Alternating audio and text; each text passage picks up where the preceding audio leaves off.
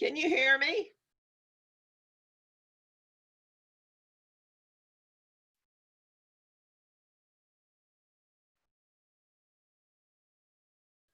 Can you hear me?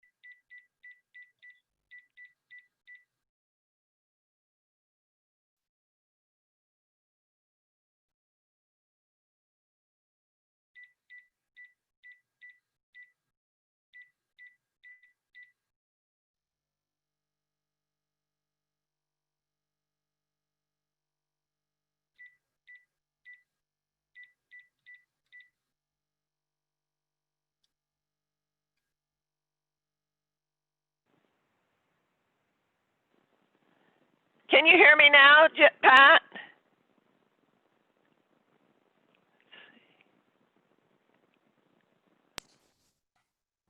I can hear you, Eve.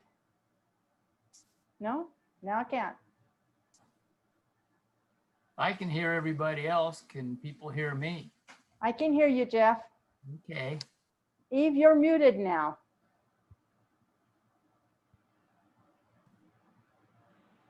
Rose, can you hear me? I can hear you now. Okay. Again, testing 1, 2, 3. Still not a, oh, there we are. I Okay. hear you. Yeah, I'm hearing you. Okay.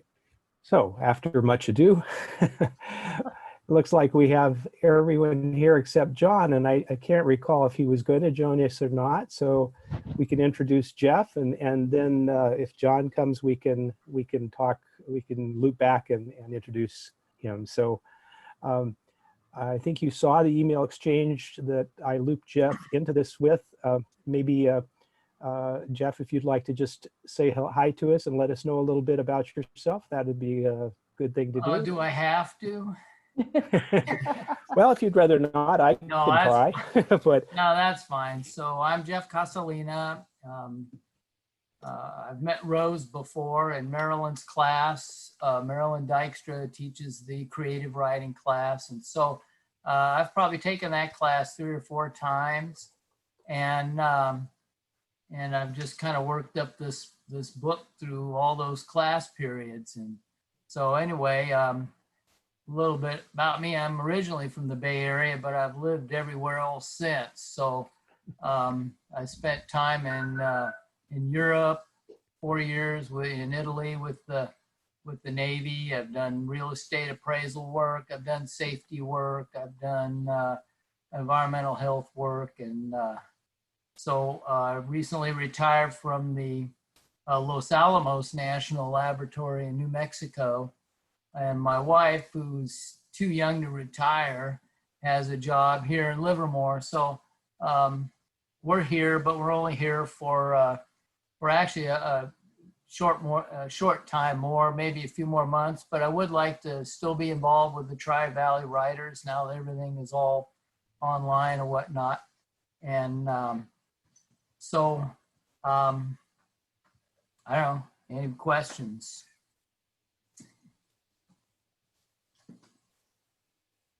Yeah, so this piece that you've shared with us, are you treating this as a fictional piece? Oh yes, it's fiction. It's fiction. Got it. I mean, so I did grow up in Monterey County, North Monterey County.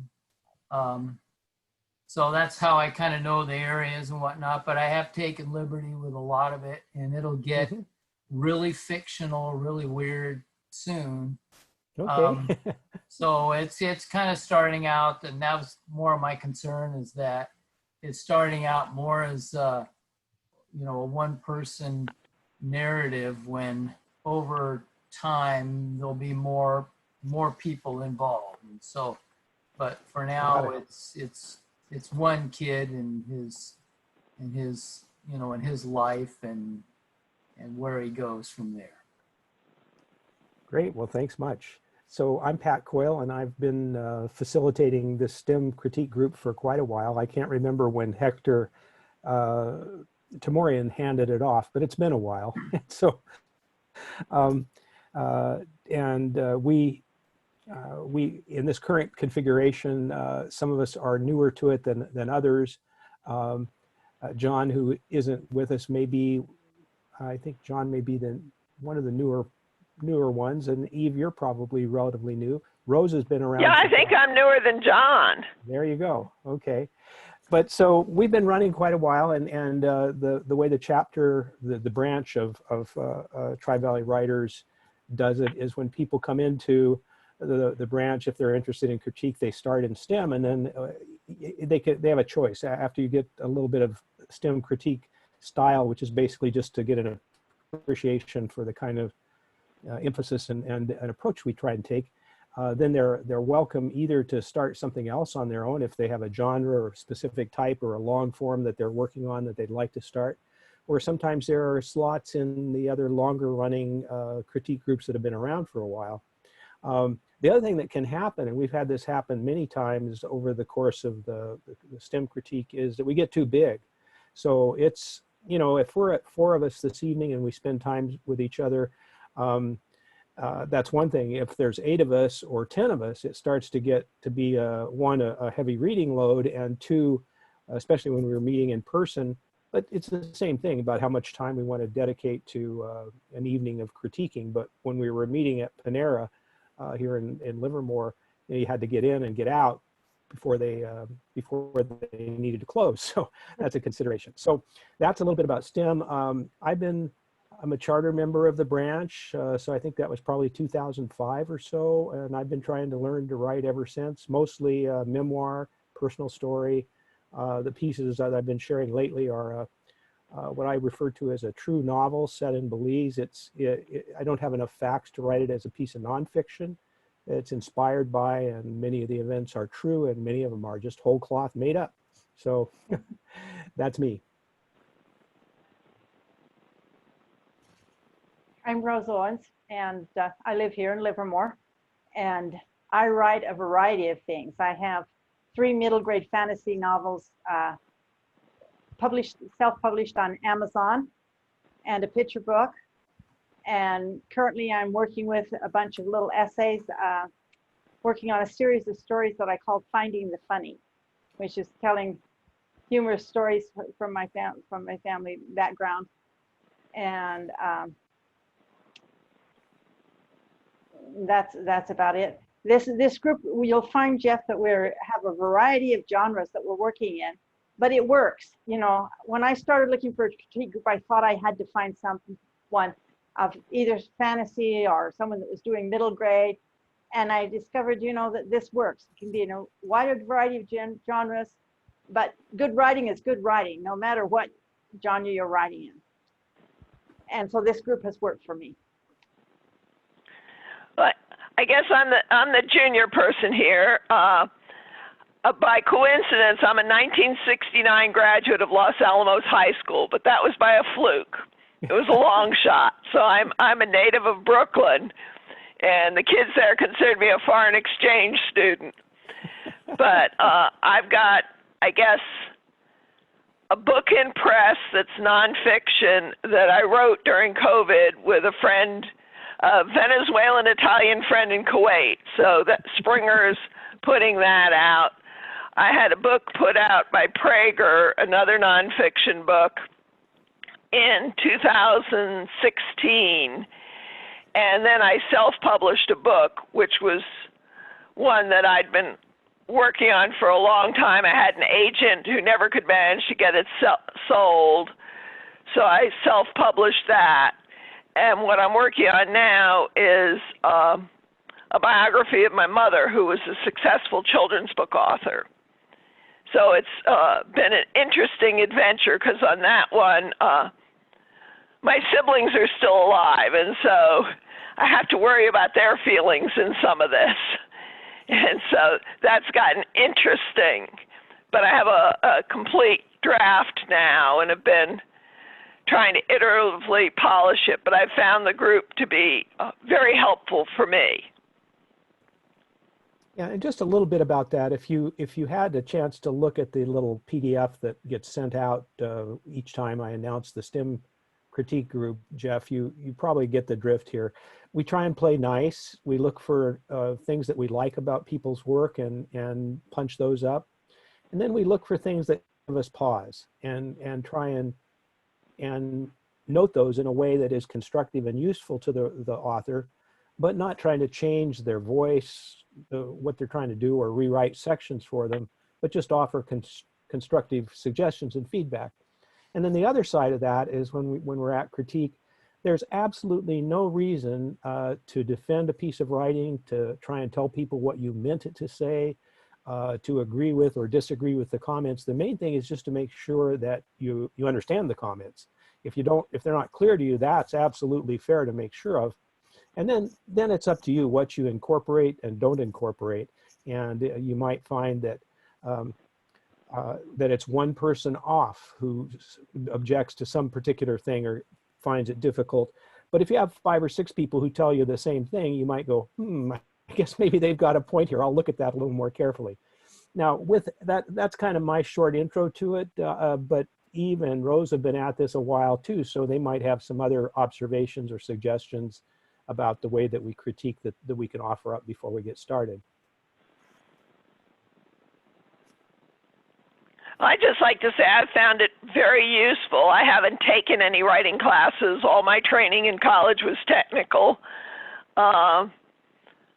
So it's been very useful for me, and seeing the reactions from a wide range of people is also very useful.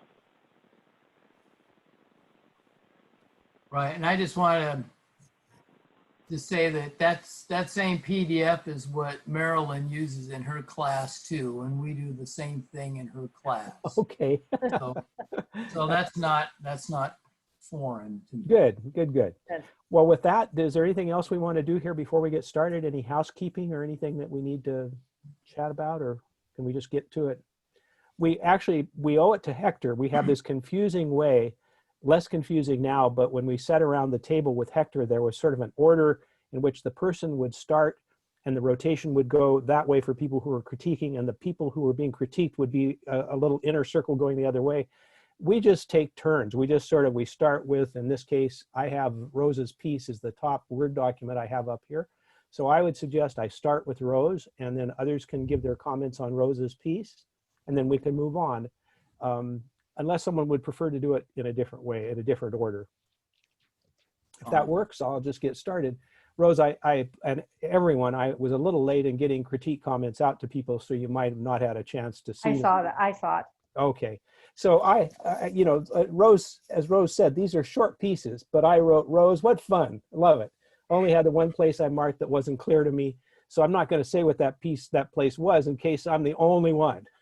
So what I typically do, Jeff, is I have a little summary like that at the top, and then I share that because and then the author's already got all the rest of any markups that I may have made. But then I look at those detailed markups to see if there's anything in there that I think is more of interest to the group in general, either as a point or something that we might have a view that might be interesting to discuss, and then I'll bring it up. Otherwise, even if there are extensive comments, I don't feel compelled to go through them because I don't think unless they offer something that's of general interest, I just reserve that for the author who's getting the critique. So that was my take on Rose's piece.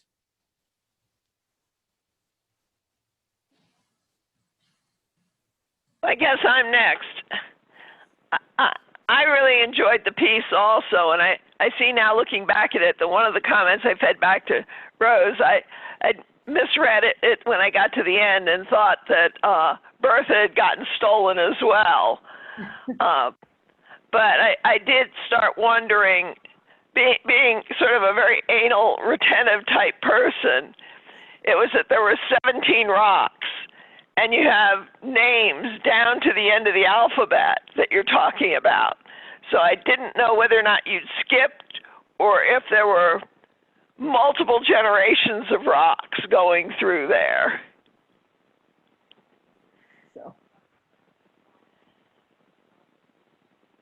Yeah, no, we name them through the alphabet. We've been through the alphabet about 17, 18 times. I keep one rock out of every series at my house. I guess I've had 17 series. That's where we got the 17 rocks. Okay, because it wasn't clear in there, and that's where I started going off like, okay, why is it that many rocks and the names? And so that was my little bit of confusion there, but I enjoyed it and was very impressed by the picture of sarsaparilla at the end.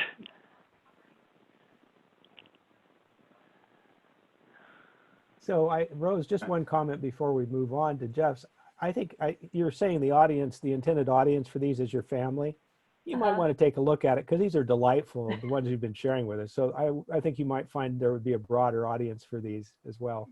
You know, I think that there is. There may be a few stories that I reserve out of it, but I think there's a broader audience for it too. Yeah. I don't know whether a magazine like Highlights for Children takes submissions or something like that for short stories. Well, you have to remember some of Rose's are not just for kids. She can dish a pretty wicked. Yeah. But this batch seems to be for kids. Yeah, there you go. So that's, that gives you at least the first intro to kind of what it sounds like when we're critiquing, Jeff. And I don't know if you had a chance to look at this or if you just want to listen and observe or if you've got comments. Yes, no, I've seen Rose's work before. Oh, good. That's right. You're in. It's always very delightful and fun. I enjoyed this about the little painted rocks.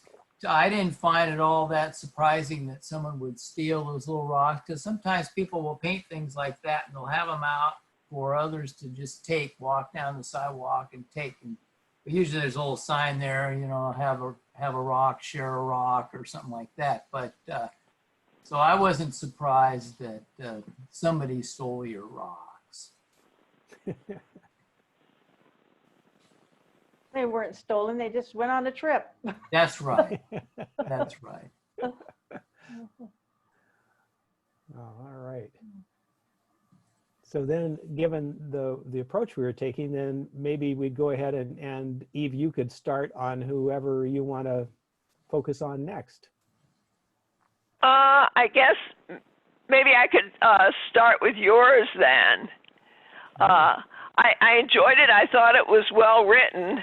I think one of my overall questions, since it's fiction, but I know you're basing it on reality, was, you had so many despicable characters in here, and yet at the end you're letting so many of them go away free. It seems like the real villains don't get punished, whether that was what really happened or not. Basically in that sense, the pieces that I've shared and these outcomes, and this is one possible place to park and end the story. There are a few others. There's caught or getting, if you will, some just rewards when in Mexico, but I haven't shared that piece. It would go beyond him having departed and having fled to Mexico. But in general, these, for example, the story, and I'm not sure that it's that helpful to have the story about the people who hack the manager to death with machete and then go sexually assault the woman. That may not make sense to keep in. I'm not sure. Yeah, because it seemed like the really bad guys didn't get their just rewards, and a lot of people who weren't nearly as, guilty had horrible ends. But maybe that's what happened. I don't know. Yeah. So I can take a look at that. Again, this is a thing that needs to be gathered up. There are pieces of this scattered all around, some hard drive crash failures that I have to recover from and put it all together. So the old initial draft needs to be augmented and then sorted out and see where stuff needs to go and what needs to be dropped and what needs to be added. So. And I'll take a look at it. I was having trouble with my other machine where I typically do the writing and critiquing on. It wouldn't, in Zoom sessions, it wouldn't project. So it wasn't just that you couldn't hear me, people couldn't see me. And I thought, well, that could be a problem if so at any rate, I'll pull up your comments because I know you had some other markups in there, and I've been scrambling. I just barely got my critiques done and haven't had a chance to look at everybody's feedback. So thank you. Yeah, because one of my other ones was like, why did Alfonso, kind of the hitman, bury everybody right next to his home? Maybe they That was did his job, that. man. So, but you would think he might, ditch them a lot of different places so they weren't all right together. So I don't know whether, since it's your true novel. There is at least one other place where a number of people are reputed to be, and that's a large dammed area on the property, which has got large crocodiles. And there were a number of people that were dispatched there as well. So. Because it just seemed a little odd to bring them back and have them so close to your house it would stink. Yeah, not a great job. Well, I assumed that that's where they were killed. It'd be a lot of work to carry that many bodies someplace else to bury them. You just dump them where they fell. Yeah, so those elements of the story are based on reports of what happened from people who survived and have talked about it, to answer your question. So yeah, because I also put in a few comments, like you had somebody's son being killed and it wasn't so clear why, and since it's fiction, I would think it might be more satisfying for you to provide one of the excuses why people were terminated. I'll take a look at your comments, and again, there's the death of that young man is just as related to me, that he and some other guys were hunting and they rode onto the ranch and they got killed. That they were in the wrong place at the wrong time and someone killed them. So yeah, well, I think it would be more satisfying to get that than the I don't know why. Yeah, and there's a piece that describes this man being killed, but it has not been shared. So I jumped past a lot of stuff here, just as I was rummaging around to see what to share. That's the hazard I talked to Jeff about with bringing a long piece through critique. You bring it in chunks, and so in this case I just chose to go to one of the end points of this. So, but I'll take a look at in detail about those and consider those, because I just have not had a chance to go through this, take the time, make the commitment to go through and pull together all the pieces and try and look at it more critically. Okay, yeah, because it was just kind of comments on why this or why that. I thought it was well written. It's just questions about the outcomes presented. Mm-hmm. Mm-hmm. Okay, I understand. So thanks. Okay, am I next? Yeah, I made some comments. I liked the summary at the end. It felt like that there was a possibility for a sequel to this there. You've got these characters who have escaped and who apparently have escaped justice, and they survived to be villains in another piece, if you ever so chose. So there's that take on it. I'm assuming, and I didn't write this down, but I'm assuming that Alberto's son, when he was killed, that the fact that his son was killed was the reason that he went to the police. Yeah. This was the catalyst. Now, that didn't come out, the reader had to sort it out, but, that you could address some of Eve's, the things that Eve said, about why was he killed or whatever, with a little bit of internal thought with Alberto thinking about that there was no reason why he should have been killed. He wasn't involved in this. He was just on the property, kind of. Yeah. Yeah, those are good suggestions. Alberto could think all these things that you just got through telling us, mm-hmm. and decide that Cotter has to be stopped. Yeah, that's a good suggestion. That is a good suggestion. And then it ties it together. It ties together why he went to the police, and it explains that this kid was not involved in anything, that it was the wrong, being in the wrong place at the wrong time. It also adds a little bit more drama, if he's thinking all these things through his head as he heads to town. Cotter's got to be stopped. It ends now. It ends here. Got it. Kind of thing. No, those are good suggestions, Rose. Okay. And I marked a few other places there, but I Okay, saw. I'll take a look in more detail. I've been hanging on by my fingernails this week. I gotta say, I was fortunate to get the critiques done. So if they're not as good as they could be, my bad. I'm in the same boat. I had to get the newsletter out last week. All righty.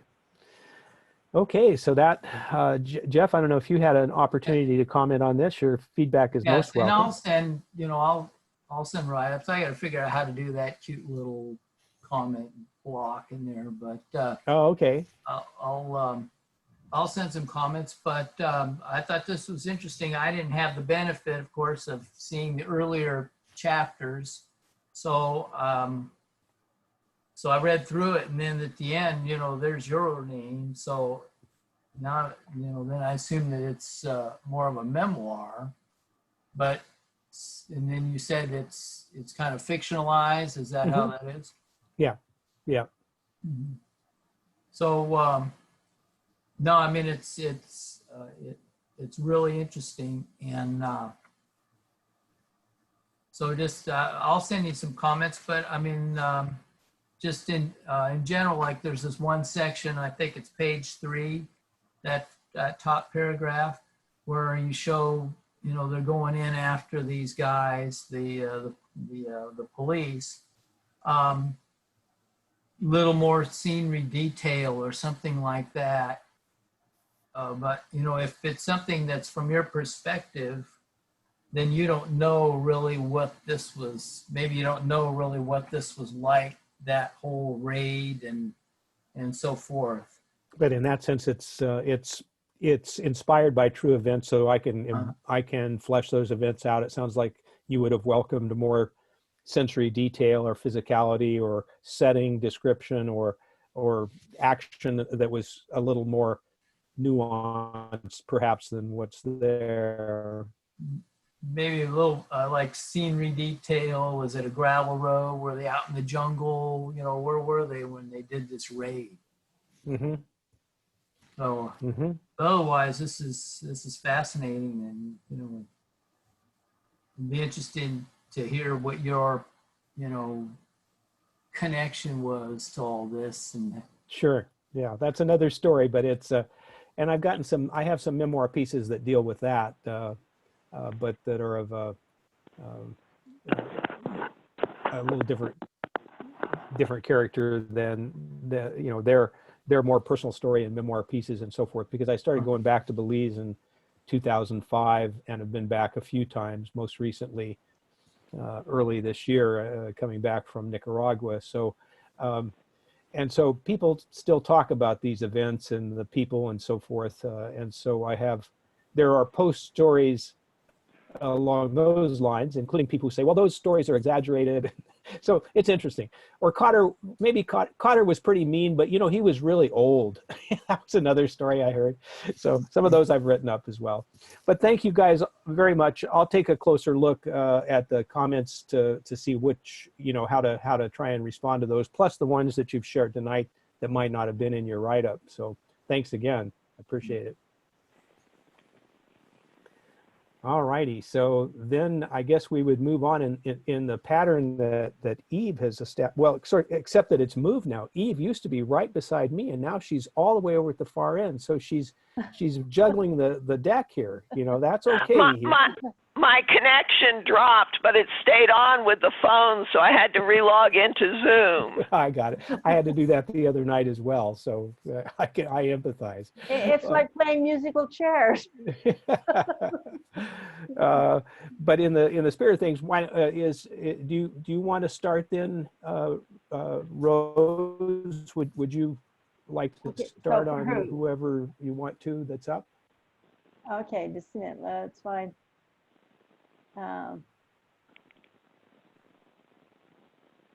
Okay, there we go. Here's the stuff. So I have to move this over so I can see get my screen up and get it organized here. So, okay. I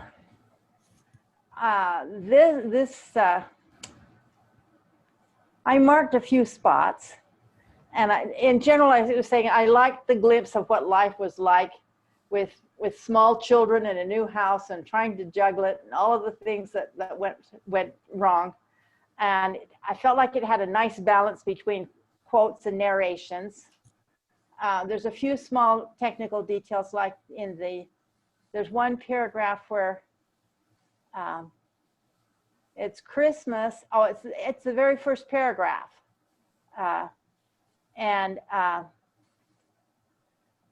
There's a place where you've got a double quotation mark and then a single quotation mark there. And that's kind of off-putting, I think, to see if you can find a different place. And it feels like that's not the start of the quote, because it feels like that the quote maybe starts where Davy had a good time and was pleased with his presents. And so that's where that quote would go. And then you don't have that issue of a double quote and then a single quote. The problem is, since she was writing for herself in the diaries, sometimes, I'm really pulling stuff out from the middle that it's not written the way it would be if it was neat and easy. Right. I could take some of the stuff out of the quote and have it be that it's not in the quote, just that he woke up, calling. Car, and then come back into the quote. So sometimes I've done that, of pulling things out of quotes, even though they were quotes. Right. So yeah, somehow I'm sure you'll figure it out. I just know that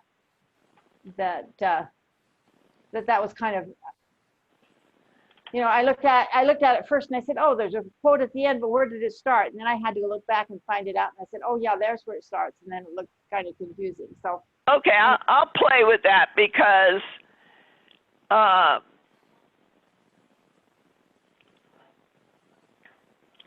I'll also go back and look at what the diary actually had in it, because I've played around to make the quotes actually work. Right. And the rest of them were just all little tiny things where a comma should be or shouldn't be or whatever. And I've marked them on the copy that I sent to you, so I won't go over them now. Okay, thank you. You're welcome. Yeah, and Eve, I continue to like the way you're putting this family story together. And, you had to, actually, this is one of the things, Jeff, if there's something specific you want, it helps to put it in the body of the document, not just in the email, because sometimes when you're reviewing the document, the text, you don't have the email at your fingertips. In this case, Eve had asked, are there too many details? Is there anything you recommend cutting? And so whenever authors have those kind of specifics, I try and address them. And in this case, I wasn't very helpful, I don't think, Eve. I said, I think so, but I have a hard time identifying. Now that you have it all together as a full manuscript, because before I would say, well, when you get it all together, it'll be easier, you'll be able to do that. But I think it's still going to be a challenge. And the thing that strikes me, though, at 91,000 words, I expect you could go through this now, streamlining it, looking for what advances story in each section that you have, and that might be a way to find the pieces of detail that you don't need. I do think it's important, though, to preserve those ones that really do establish set and what this period of that life of your mom, in this case, that we know about, and because there's a lot of those that are really quite informative and very interesting, I think, to many readers. Like I was quite struck by it's a line further down in the body of it, but so I'll get to it in just a moment. But the only other thing I said, though, was that I also marked places I liked, and a few with suggestions regarding usage and conventions. Those were the primary things that I had marked in the thing, and they go to kind of what Rose is saying, little things, right? But one of the lines I quite liked that I thought was when she switched from pencil to pen, because at some point there, the pens were more affordable enough that you could choose to use ballpoint pens, and that, as somebody who still writes longhand, I'm really fussy. I cannot stand to write with a pencil, and I can't stand to write with a ballpoint pen. I have to have a fast writing, rollerball pen. I've never tried seriously to use fountain pens, but you know, this is something that resonates with me in a very specific way. So it's not very helpful, but I don't think I have anything else in there that is of particularly general interest. You know, I did like the author's droll statements, like it was the first of many of Eve's achievements that Ruth did not admire. I thought that was just delightful. That's all I got, dear. Well, thank you. That's very helpful. Actually, on that, reading pencil is very difficult. So I was so glad when she switched to pen at that point, having read decades worth of pencil, which was tough. Yeah, yeah. So it was a big point for me when I got there. Am I still online? Because suddenly you've just... We're here. Yeah, we can hear you fine. You're I can't tell whether you're... Oh, I see what happened. Somehow or other, I must have the world's worst internet. And that it keeps dropping, which is weird. But I appreciate that. And I think this is about the point where the book turns out not to be what I originally thought it was going to be about. So in reading the diaries and thinking about it long and hard, I learned a lot of things that I did not appreciate at the time. That's really intriguing. I mean, I think this is both a blessing and a curse to have this kind of a trove of family material that is, it's undeniable. There they are. There are the diaries, right? I mean... Well, I have living siblings, and I prefer not to burn bridges with them. Yeah, there you go. and so that turned into a challenge, because one of my sisters adamantly did not want something that, both from reading the diaries and speaking to two of my other siblings, was quite clear had happened. And I had a pivotal scene, which comes up later, around that. But I did it, and for the life of me, I can't figure out why, given she's 65 now, why on earth she cares. Very interesting. Yeah, yeah. Curious indeed. Well, I'm delighted for you that you have this whole thing together, and I think if you can approach it from the spirit of, oh, well, let's just go through this and have some fun. It'll be hard work, but fun. And in the process, I mean, you managed. Maybe you can. Those of us who are familiar with it, one of the books that Eve published, Jeff, is one about her aunt, and I think there too you had a fair amount of correspondence and other material to work with, but maybe it's at a different scale. It's at a different scale, because that was just a few years, whereas this was 67 years worth. Got it. Okay. So in that case, that was over about a 3 or 4 year period. So it's a much more discrete period. Yeah. Yeah. And to work with. And so it was a huge challenge in this, figuring out what shouldn't be in there. Got it. And Well, the aunt never married, did she? The aunt never married.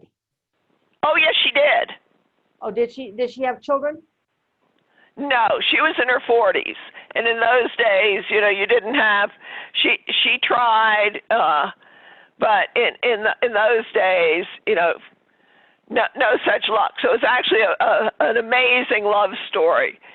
And it was one that was right there in front of me, you know, and as a kid, you know, it's all the stuff you just don't appreciate. Yeah. So you haven't had to deal with kids worrying about what you were writing, and that made a difference too between these two books. Yeah. It made a huge difference in that I pretty much assumed that almost all the key characters were dead. And I had a stepdaughter who helped me tremendously with it, one of Brix's daughters. and so she loved it, provided a lot of additional information. But in this case, the story I thought I was writing, where I thought I was writing a feel-good story about what it takes to become a successful children's book writer, you're about to see things fall apart. And I didn't appreciate before how different a child's experience can be. If, in my case, I was 6.5 years older than my youngest sister, and her experience was much different than mine as a kid. And so I ended up writing something I didn't appreciate and didn't know about. So it's not the story I set out to write originally. Well, those pesky... it goes off. I mean, she gets to where she's going, but it's a much more interesting character study. I think character studies are more interesting when the individual has got deep flaws at the same time as having, huge assets, but also tremendous flaws. And so it was coming to terms and recognizing the flaws and what happened after I left home. Well, we'll stay tuned. We are cheering you on. You have a really noble task ahead of you to do justice to this material, and I understand and appreciate it. It's complicated. Well, it's also dealing, with siblings. So, yep, as I said, I was really surprised that my 65-year-old middle sister wanted certain things omitted, and it was quite clear by the way she was saying it, where she was saying it didn't happen at the same time. I was like, of course it happened. And so it's like, who cares at this point? Yeah, there you go. Well, all right. It was more, the point was more how my mother reacted to it, which I thought at the time was inappropriate. Mm. Well, so Jeff, at this point we're indulging in things that we normally, if we're pressed for time, wouldn't. But because we've essentially delivered our critique and people understand it for their pieces, so I think that leaves us with you, your piece to cover. Well, does Jeff have any comments about Eve's piece? Well, that's a great, don't let me cut you off there. So I actually write a lot of stuff in pencil, believe it or not. Oh my goodness. Didn't mean to rain on your parade there, guy. Huh? Didn't mean to diss penciling or throw shade on it. No, that's fine. I don't know. I read that somewhere. I think there's a book called Writing What You Know. And that lady says, yeah, write in pencil. And so I don't know, I tried it and I like it. You can get away, go to a park or something, or used to be able to go to the library, but not anymore. But, get away from the computer. It's kind of like people who still use typewriters, because sometimes the computer is, it's correcting your stuff as you go and you lose that connection to this, I never think this is my work. I think that this, it kind of descends on me from, some higher consciousness or something. So, writing with a computer sometimes interrupts that flow. So anyway, that's that. But so as far as Eve's work, again, I didn't have the benefit of the earlier chapters, so I'm sorry about that. My mother's trying to call me.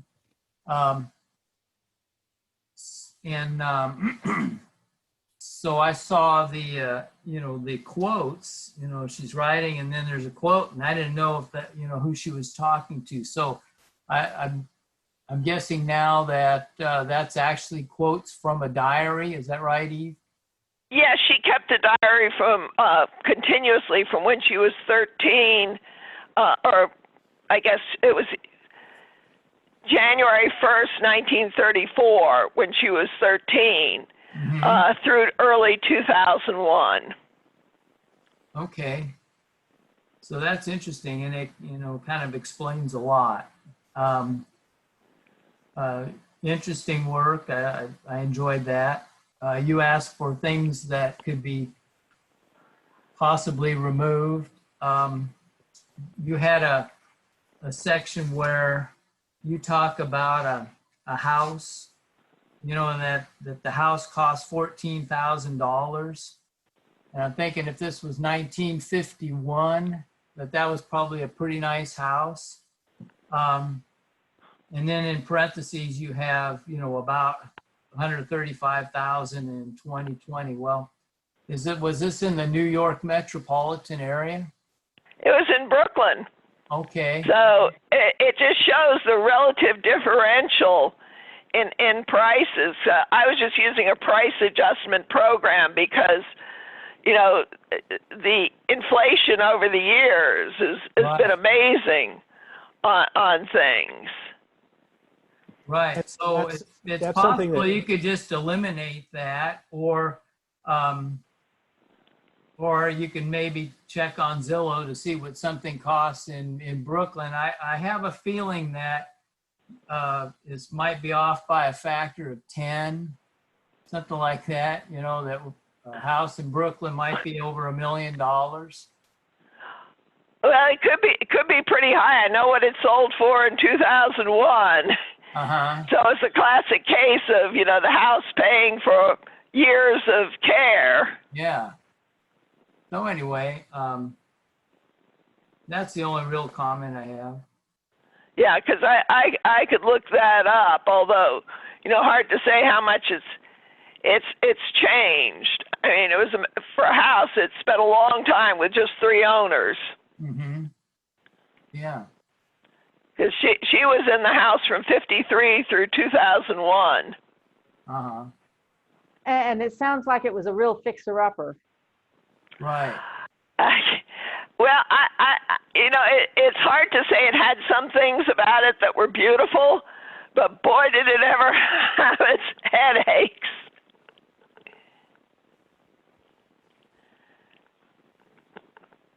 Right. Okay. The plumbing was always leaking.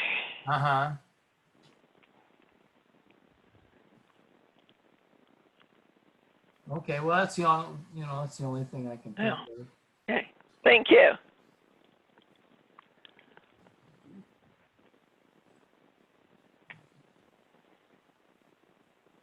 Let's see. We rotated back to me. Should I start on Jeff's piece? I can do that. So I don't know if it got to you yet. Yes, it did. Good. So I wrote to Jeff, I like this. The voice of the young narrator conveys the setting and emotional tone. I marked places I liked and was struck by, and a few places with suggestion on usage conventions and rephrasing. At the ending, I noted this is a passage worth slowing down and showing us through the eyes of this narrator the emotional and physical experience of a whipping so severe the victim is left bleeding. And, then I was struck by, early on the hints of abuse and the emotional tone of both parents in the telling of this, the narrator's sister and something happening to her. The other things as I look through this, I liked a line with the physical specificity of the kinds of things that they would find with their scrounging of America society with small change, pencils, pens, pieces of wires, and old rusty nails and screws. I'm fond of that kind of specific list. I think the other kinds of things, it's just a matter of checking some of the convention and style guides and seeing whether there's particular things that you would embrace or not embrace, but those are there for you and you can find. I don't think they're worth general discussion on my part. So I'm glad you brought us this piece. Now, as I understand it, you'll be heading to New Mexico again, and maybe we can keep in touch with you as a virtual correspondent, because we've done that before.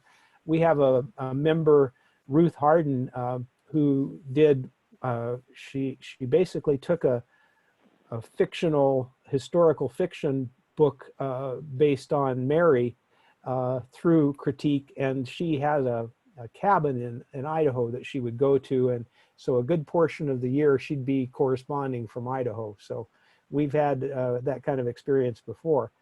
And I think actually in the email trail about beta readers and so forth, Sally Kimball, who's handing off that beta reader role to Janie Hodges, she actually lives in Bernalillo, so not that far. I don't know where you'll be relocating to in New Mexico. Los Alamos. In Los Alamos, okay.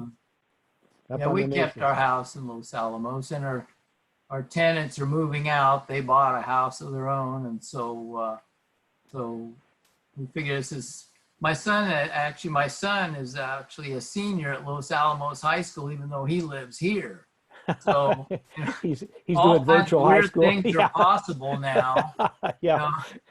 So Marilyn's last class, that was all online, and she got a student from San Diego in her class. So it's not just a few, people meeting at the Vineyard School. Yeah. So all things are possible, and and this is a good group, and and I like the camaraderie here, and this is all the expertise and whatnot, and so I'll probably keep this going. I might be skipping a week or thereabouts, during moving time, but all righty. Well, we look forward to having you with us. Yeah.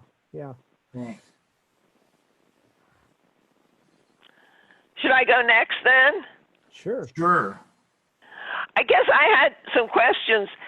If it's supposed to be true, because I hunted, because I know Monterey in Mexico is 2 R's.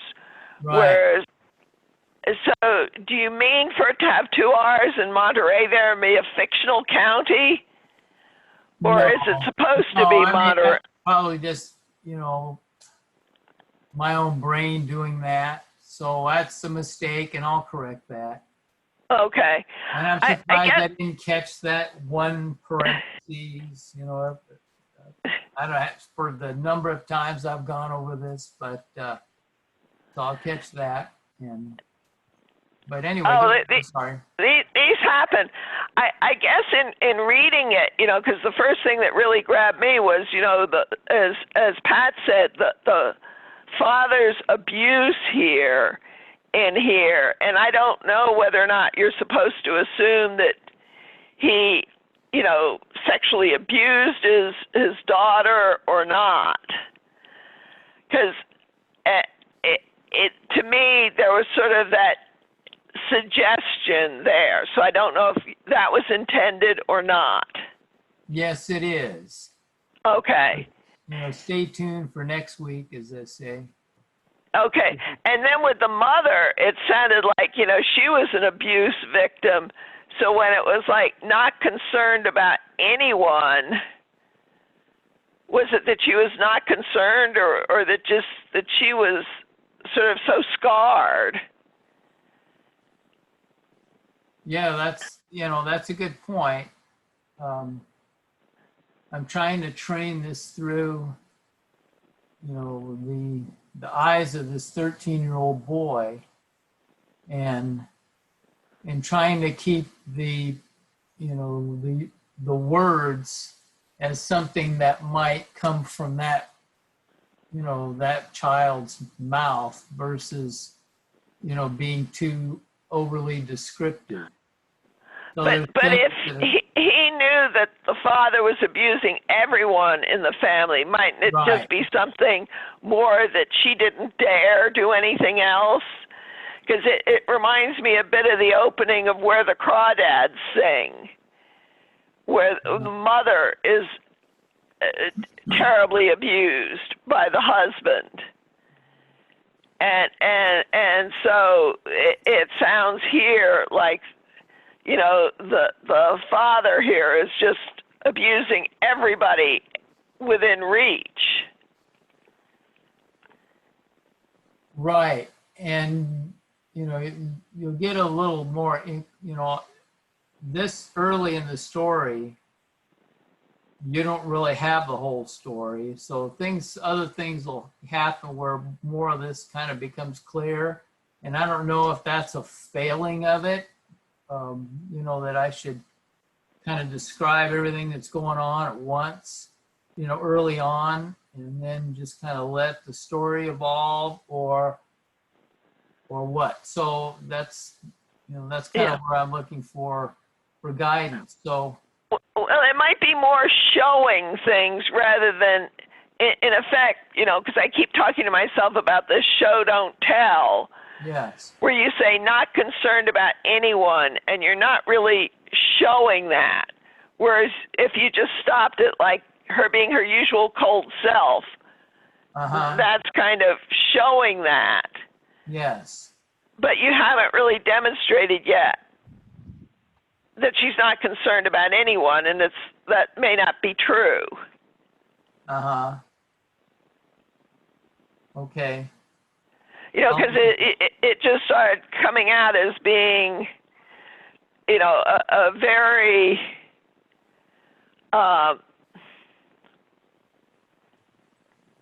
uncomfortable home life.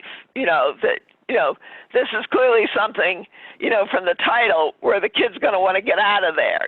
When he finds the hatchet and the other stuff, you're thinking, oh, he's planning to take off. Right. Right. So you're not, the whole story isn't going to be in the first 2,500 words.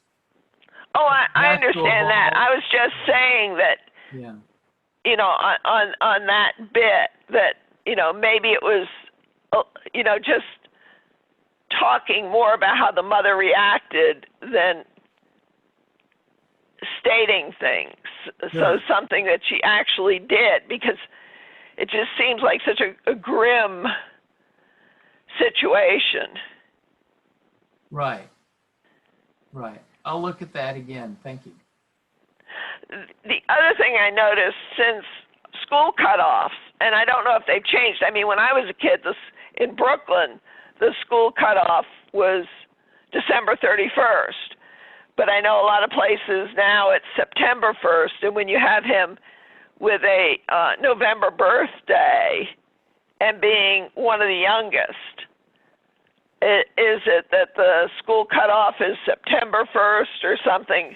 So that's not an automatic thing there, because that's changed over time, and I think different places have different cutoffs. Right, and they do. Well, I know for myself, I really was born in November, and I started while I was still 4 years old. Yeah. So, yeah, there's different schools at different cutoff times. Sure. Yeah.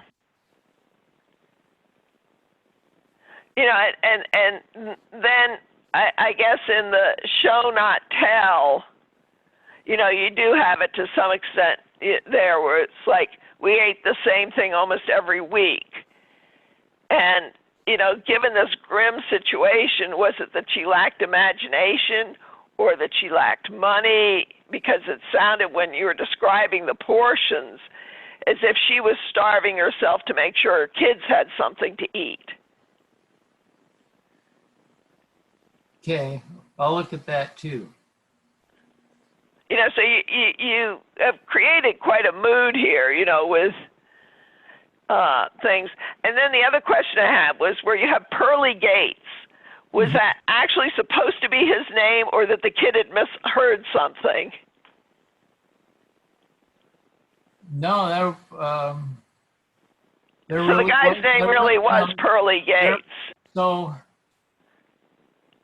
there are names in this that are real, but not very many. So there really was a Pearly Gates, and okay.